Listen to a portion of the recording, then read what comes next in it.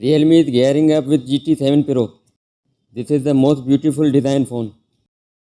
What's up friends?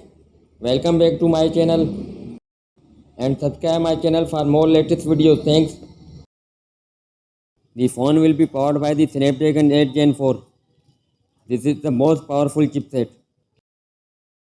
Realme G7 Pro display screen will be quad curved. Goes for a squarish shape at the top left and made by BOE with 1.5K resolution. And for base graphics, there will be a GPU of Adreno. And to give more power, there will be an octa-core processor. And there will be large 1 TB of storage. The smartphone will be big 16 GB of RAM. The smartphone will run on Android operating system.